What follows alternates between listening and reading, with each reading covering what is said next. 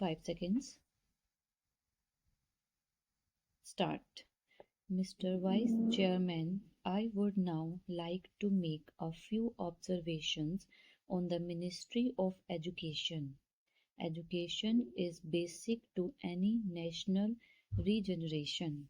It is true that it does not bring any return as our other projects do, as for instance the steel projects or the irrigation projects do. But this is the investment that is designed to help building up of the human material. It is agreed that education has expanded after independence and during the plan periods, but it is a matter for concern that the content of education has not been equal to our expectations. Even today, we are engaged in experimenting with all types of education from the basic stage up to the university level. It is not clear, I presume, that the basic pattern of education of which so much was said and written is accepted as a success even today. Where do we stand with regard to the basic pattern? It seems to be the position that all arguments are in favor of that type of education, but all proof is against the success of such a type of education. Where does the government stand with regard to this type of education? We swore by the basic type of education because it was discovered by the father of the nation. But if it has been a failure, why should not the government say that it is the position?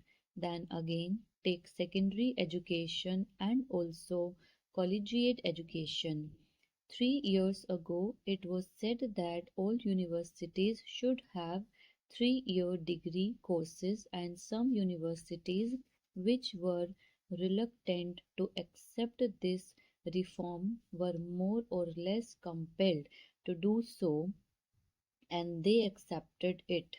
Now, certain universities find that this scheme is not working satisfactorily and they feel that they should have a 2 year course in the college before students could enter the degree course.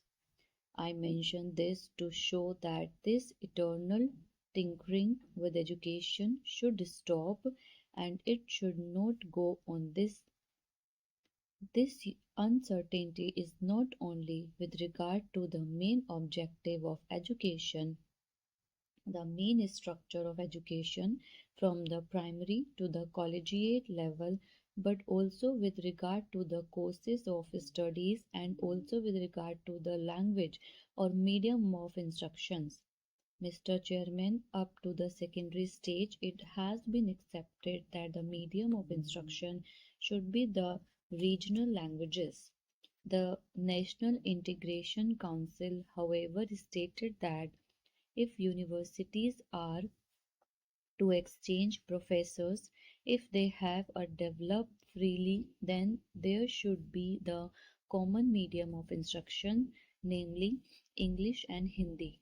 Now, at the latest National Integration Council meeting, we are told that the medium of instruction in the college should also be the regional language ultimately, and if that comes to the pass, I ask how will national integration be achieved?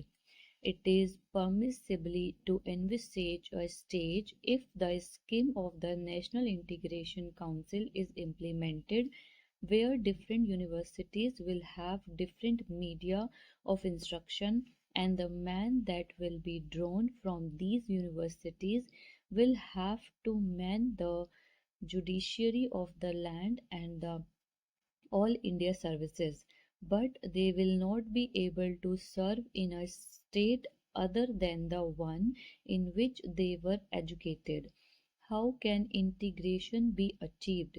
We are working at cross purposes.